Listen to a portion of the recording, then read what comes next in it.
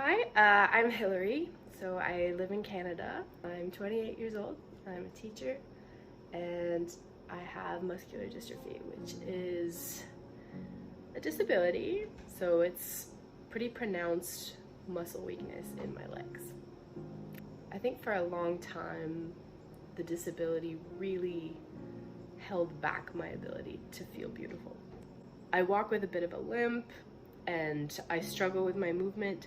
So a lot of times you worry about the judgment or what other people are thinking about you. And it was always a very, very big hurdle for me to overcome. Like, I always thought people were looking at me because of that and not because I had a big smile on my face. And it was very hurtful.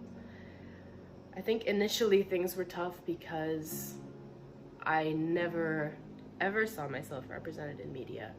So even when the big wave came where the disabled people were starting to become more visible, starting to be in ads, starting to be represented as powerful, those things were all incredibly helpful, but I have yet to see someone like myself. And that was a struggle because I felt like I was very alone. I never felt like anybody else really did look like me.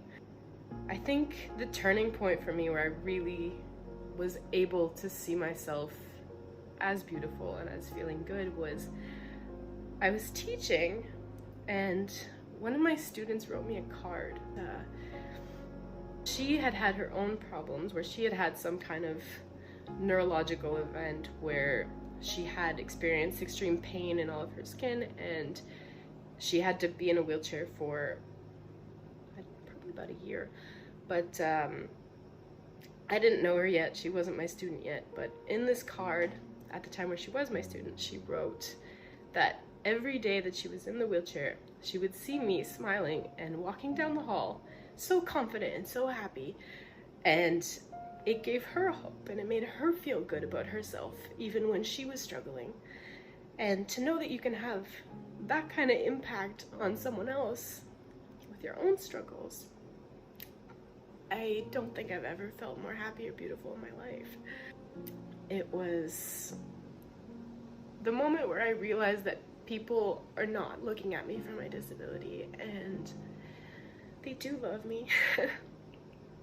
And I felt wonderful. And I think to feel beautiful, you have to know that there are people that love you and they love you for who you are, and that being able to have that self-confidence and that happiness will radiate out of you